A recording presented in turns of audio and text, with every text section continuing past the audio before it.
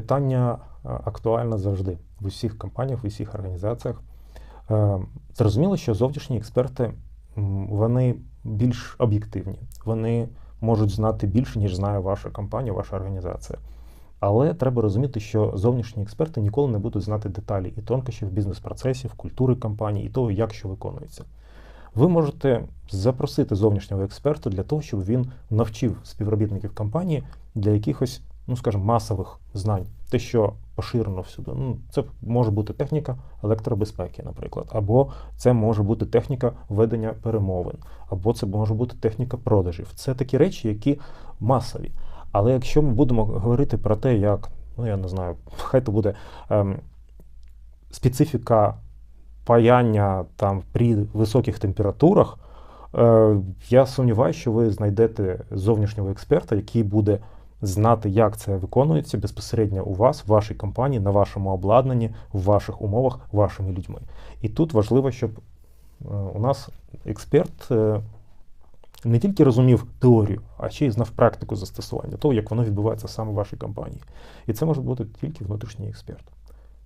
Тому компанії, коли доходять до рівня керування знаннями, вони шукають співробітників, що володіють інформацією, володіють процесами і можуть навчити цьому інших.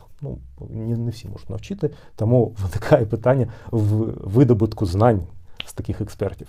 Але спочатку таких експертів треба визначити. І коли вони визначаються, тоді застосовуються методи керування знаннями, управління знаннями.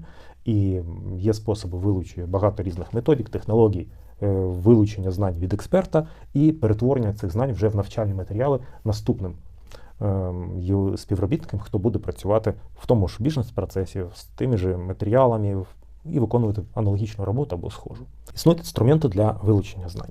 Але далі ці знання треба поширювати. І от для поширення знань ідеальним шляхом є ті системи, які дозволяють швидко навчати персонал і співробітників.